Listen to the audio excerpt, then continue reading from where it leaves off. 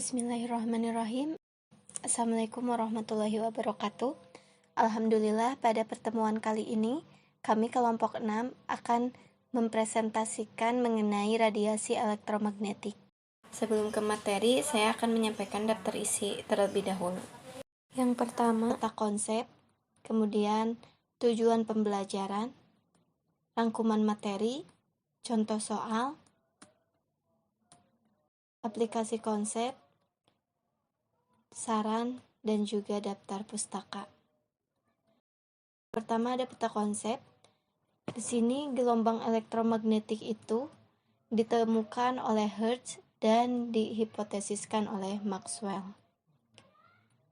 Gelombang elektromagnetik memiliki spektrum gelombang elektromagnetik. Yang pertama sinar gamma, di mana sinar gamma ini memiliki frekuensi yang paling tinggi. Kemudian ada gelombang radio, gelombang mikro, sinar inframerah, cahaya tampak, sinar ultraviolet, dan sinar X. Pada pembelajaran materi kali ini tentunya memiliki tujuan pembelajaran. Yang pertama itu peserta didik dapat menjelaskan apa itu pengertian gelombang elektromagnetik. Kemudian peserta didik dapat menjelaskan sifat-sifat gelombang elektromagnetik dan dapat menjelaskan sifat atau karakteristik spektrum gelombang elektromagnetik. Kemudian peserta didik dapat mengidentifikasikan penggunaan gelombang elektromagnetik dalam kehidupan sehari-hari dan juga dapat mengetahui dampak radiasi gelombang elektromagnetik, dan peserta didik diharapkan dapat menjelaskan hipotesis Maxwell dan percobaan Hertz. Langsung saja pada materi elektromagnetik. Di sini memiliki sejarah gelombang elektromagnetik. Di sini diprediksi oleh James Clerk Maxwell. Menurut hukum Faraday dan hukum Maxwell tersebut, bahwa perubahan pada medan listrik akan menyebabkan perubahan pada medan magnet. Demikian juga sebaliknya.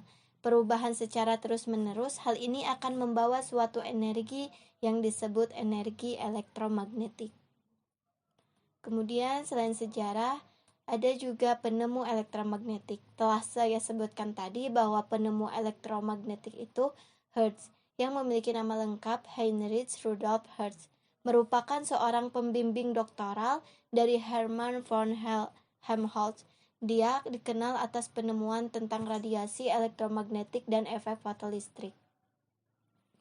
Selanjutnya, pengertian dari gelombang elektromagnetik. Nah, sebelum ke gelombang elektromagnetik itu, kita angka baiknya mengetahui apa sih itu gelombang. Nah, gelombang itu merupakan getaran yang merambat, di mana yang merambat itu adalah energinya, bukan materinya.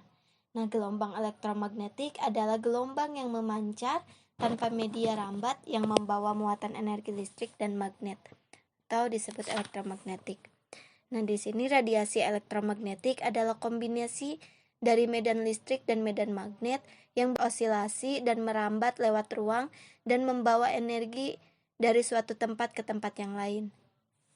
Nah, kemudian gelombang elektromagnetik dapat bersifat seperti gelombang atau seperti partikel. Sebagai gelombang dicirikan oleh kecepatan, panjang gelombang, dan frekuensi. Sedangkan kalau dipertimbangkan sebagai partikel, mereka diketahui sebagai foton dan masing-masing mempunyai energi berhubungan dengan frekuensi gelombang, ditunjukkan oleh hubungan Max-Planck. Kemudian ada persamaan Maxwell, di mana E sama dengan Hf. E itu energi foton, H konstanta Planck, dan F-nya itu frekuensi gelombang. Konstanta Planck di sini memiliki nilai 6,6 kali 10 pangkat min 34. Spektrum gelombang elektromagnetik. Nah, dari tabel spektrum elektromagnetik ini, radiasi gelombang elektromagnetik dibagi 7. Ada 7. Yang pertama gelombang radio. Nah, gelombang radio ini memiliki frekuensi gelombang yang paling rendah. Sedangkan yang di terakhir ada sinar gamma. Sinar gamma ini memiliki frekuensi gelombang yang paling tinggi. Ini adalah spektrum gelombang elektromagnetik yang kita punya. Jadi di sebelah kanan ini kita memiliki gelombang cahaya dengan frekuensi yang paling rendah, disebut dengan gelombang radio. Dengan panjang gelombang itu adalah 10 pangkat 3 meter. Nah, semakin kanan di sini ada juga gelombang mikro. Ada inframerah, ada cahaya tampak, ada ultraviolet, sinar X dan sinar gamma. Dan di sini sinar gamma itu paling tinggi frekuensinya. Jadi kalau saya lihat di sini pembagian spektrum di sini bahwa semakin ke kiri, maka di sini frekuensinya semakin tinggi. Dan di sini spektrum paling rendah frekuensinya adalah gelombang radio dan paling tinggi itu sinar gamma. Nah, ini merupakan korespondensi juga dengan semakin tinggi frekuensi, maka energi yang dimiliki oleh gelombang cahaya tersebut akan semakin tinggi jika frekuensinya semakin tinggi. Nah, karena frekuensi itu kan berbanding terbalik dengan panjang gelombang, maka frekuensi semakin tinggi berarti panjang gelombangnya juga malah semakin rendah. Kemudian ada sumber radiasi. Sumber radiasi elektromagnetik itu berasal dari cahaya atau sinar matahari. Nah, spektrum cahaya matahari dapat diuraikan sebagai berikut. Yaitu ada yang tidak tampak dan ada yang tampak. Nah, yang tidak tampak diantaranya itu gelombang radio, gelombang mikro, sinar merah, ultraviolet, sinar X, sinar gamma. Nah, sedangkan yang tampaknya itu yang termasuk Magic Binio, yaitu cahaya tampak. Kita akan melihat dari frekuensi yang paling rendah. Di sini itu gelombang radio. Nah, biasanya gelombang radio itu digunakan untuk komunikasi. Nah, biasanya juga dengan satelit itu menggunakan gelombang radio karena ada beberapa range dari gelombang radio yang bisa menembus atmosfer dari bumi. Kemudian ada gelombang mikro. Biasanya ini digunakan untuk microwaves, untuk memanaskan. Kemudian ada inframerah. Nah, sinar inframerah ini biasa digunakan untuk terapi fisik atau fotografi untuk keperluan pemetaan sumber alam. Nah, ini yang tampaknya itu ada cahaya tampak. Nah, kenapa cahaya tampak? Karena cahaya ini adalah salah satu cahaya yang bisa dilihat oleh manusia atau kasat mata. Jadi kita tidak bisa melihat secara langsung gelombang radio, mikro, inframerah, ultraviolet, sinar X, dan sinar gamma secara langsung. Tapi kita hanya bisa melihat sinar cahaya tampak. Nah, cahaya tampak ini terbagi menjadi yang pertama itu merah, jingga, kuning, hijau, biru, nila, ungu atau biasa kita sebut Magic Binio. Nah, ini adalah range spektrum gelombang elektromagnetik yang bisa dilihat oleh kasat mata. Semakin meningkat, maka tidak bisa melihat cahaya tampak lagi dan akan masuk ke daerah ultraviolet. Nah, ini ultraviolet, di mana ultraviolet ini bisa digunakan untuk membunuh kuman-kuman pada penyakit kulit. Jadi kemudian ada sinar X. Sinar X jika di rumah sakit itu biasa digunakan untuk memotret kedudukan tulang-tulang pada badan kita. Dan terakhir ada sinar gamma. Sinar gamma juga adalah manfaatnya kalau kita bisa kontrol sinar gamma ini. Itu bisa digunakan untuk membunuh sel-sel kanker, tetapi sinar gamma ini juga memiliki energi yang sangat kuat sehingga berbahaya. Itu bisa menghasilkan reaksi nuklir radioaktif. Nah, kemudian ini penjelasan dari sumber radiasi elektromagnetik yang berasal dari cahaya atau sinar matahari itu. Yang pertama ada gelombang radio. Frekuensi gelombang radio itu mulai dari 30 kHz ke atas dan dikelompokkan berdasarkan lebar frekuensinya. Kemudian gelombang radio itu dihasilkan oleh muatan-muatan listrik yang dipercepat melalui kawat-kawat penghantar. Nah, gelombang radio ini dipancarkan dari antena dan diterima oleh antena pula. Yang kedua ada gelombang mikro. Gelombang mikro atau microwaves adalah gelombang radio dengan frekuensi paling tinggi yaitu di atas 3 GHz. Gelombang mikro juga dimanfaatkan pada pesawat radar. Radar berarti mencari dan menentukan jejak sebuah benda dengan menggunakan gelombang mikro. Nah, pesawat radar memanfaatkan sifat pemantulan gelombang mikro karena cepat lambat gelombang elektromagnetik itu kan C sama dengan 3 kali 10 pangkat 8 meter per second, sehingga posisi pesawat dengan cepat dapat diketahui. Ada juga sinar inframerah. Sinar inframerah ini meliputi daerah frekuensi 10 pangkat 11 Hz sampai 10 pangkat 14 Hz atau daerah panjang gelombang 10 pangkat min cm, pangkat 4 min 4 cm sampai 10 min 1 cm. Sinar inframerah ini dihasilkan oleh elektron dalam molekul-molekul yang bergetar karena benda dipanaskan. Jadi, setiap benda panas pasti memancarkan sinar inframerah. Nah, jumlah sinar inframerah yang dipancarkan itu bergantung pada suhu dan warna benda. Yang kemudian ada cahaya tampak sebagai radiasi elektromagnetik yang paling dikenal oleh kita, dapat didefinisikan sebagai bagian dari spektrum gelombang elektromagnetik yang dapat dideteksi oleh mata manusia atau kasat mata ya. Nah, kegunaan cahaya salah satunya adalah penggunaan laser dalam serat optik pada bidang telekomunikasi dan kedokteran. Selanjutnya, masih pada spektrum gelombang elektromagnetik, yaitu sinar ultraviolet yang akan dibahas oleh rekan saya. Kepada Teh Nenden, saya persilahkan. Baik, Assalamualaikum warahmatullahi wabarakatuh. Selanjutnya saya akan melanjutkan pemaparan materi dari Saudari Hesti, yaitu masih tentang radiasi elektromagnetik.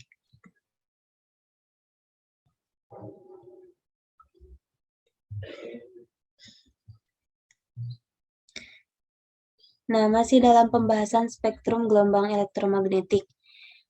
Spektrum gelombang elektromagnetik yang selanjutnya yaitu sinar ultraviolet, di mana sinar ultraviolet ini mempunyai frekuensi dalam daerah 10 pangkat 15 Hz sampai 10 pangkat 16 Hz, atau dalam daerah panjang gelombang 10 pangkat min 8 meter sampai 10 pangkat min 7 meter. Yang selanjutnya itu ada spektrum gelombang yang disebut dengan sinar X, di mana sinar X ini dihasilkan oleh elektron-elektron yang terletak pada bagian dalam kulit elektron dari sebuah atom. Sinar X mempunyai frekuensi antara 10 pangkat min 16 Hz sampai 10 pangkat 20 Hz. Panjang gelombangnya sangat pendek, tetapi sinar X ini mempunyai daya tembus yang sangat kuat. Yang terakhir itu ada sinar gamma, di mana sinar gamma ini dihasilkan oleh inti-inti atom yang tidak stabil. Sinar gamma mempunyai frekuensi antara 10 pangkat 20 Hz sampai 10 pangkat 25 Hz.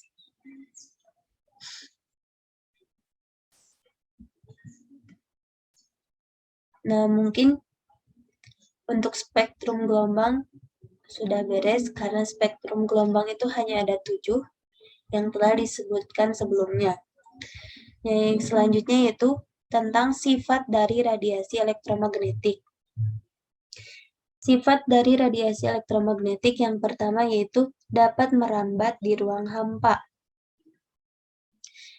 Yang kedua, merupakan gelombang transversal. Apa itu gelombang transversal?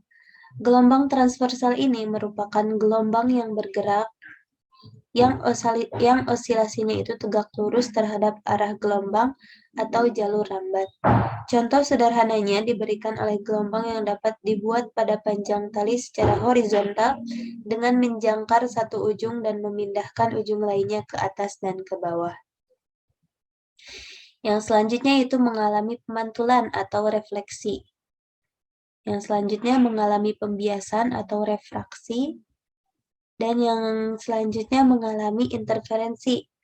Nah, interferensi ini merupakan interaksi antar gelombang di dalam suatu daerah. Interferensi dapat bersifat membangun ataupun merusak. Mengapa?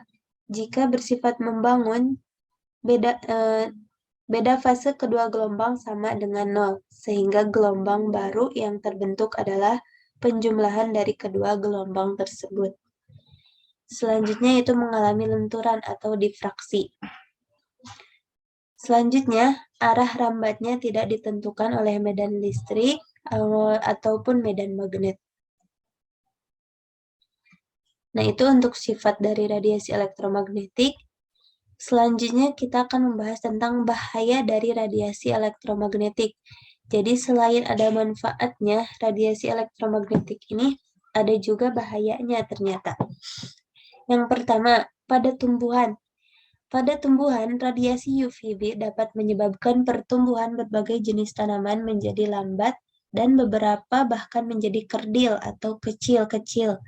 Sebagai akibatnya, hasil panen sejumlah tanaman budidaya akan menurun serta tanaman hutan menjadi rusak.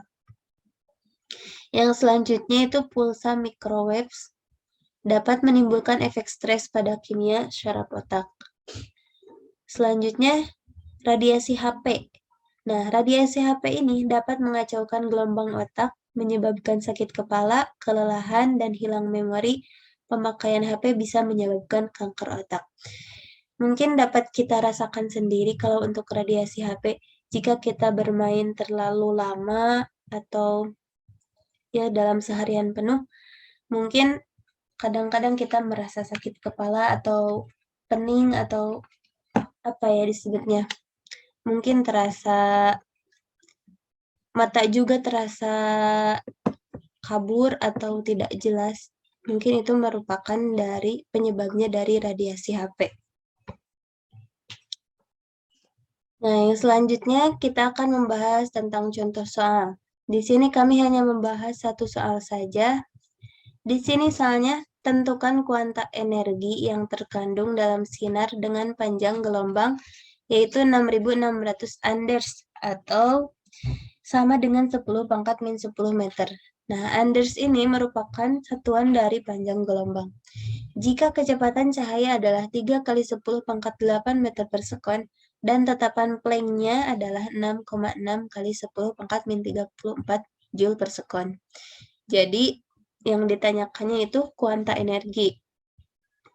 Yang sudah diketahuinya di sini ada lambda atau panjang gelombang, ada C atau kecepatan cahaya, dan ada H atau tetapan Planck-nya.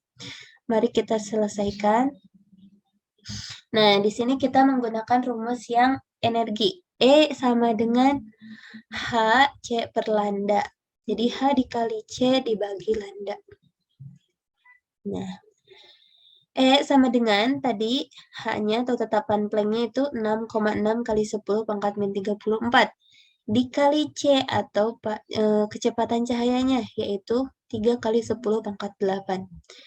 Dibagi lambda atau panjang gelombang yaitu tadi 6.600 Anders atau sama dengan 10 pangkat min 10.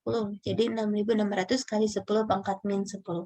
Dan hasilnya 3 kali 10 pangkat min 19 Joule. Mungkin untuk contoh-contoh soal lainnya, teman-teman bisa mencari tahu lebih banyak dari Google ataupun dari buku-buku lainnya. Selanjutnya kita akan membahas tentang aplikasi konsep dari radiasi elektromagnetik. Yang pertama itu ada radioteleskop. Apa itu radioteleskop? Nah, radioteleskop ini merupakan alat untuk menangkap gelombang radio dari luar angkasa. Para ahli astronomi mempelajari gelombang ini untuk mencari tahu tentang alam semesta yang tidak dapat diketahui dengan teleskop biasa. Nah, untuk selanjutnya yaitu radio walkie-talkie. Radio walkie-talkie itu dapat mengubah suara menjadi gelombang radio. Gelombang itu merambat ke radio walkie-talkie lain yang mengubahnya menjadi suara kembali. Selanjutnya ada antena radio. Antena radio juga menangkap gelombang radio dari pemancar, kemudian radio mengubah gelombang itu menjadi suara kembali. Nah, dari contoh-contoh aplikasi gelombang tersebut, gelombang radio memberikan masukan yang sangat luar biasa dalam dunia sains untuk mendorong perkembangan kehidupan manusia. Mungkin manusia tidak lagi bersusah payah dalam mengirim pesan dan agak sedikit terhibur berkat adanya pemahaman tentang gelombang radio ini. Kemudian kemajuan teknologi ini juga sangat mempermudah segala aktivitas manusia.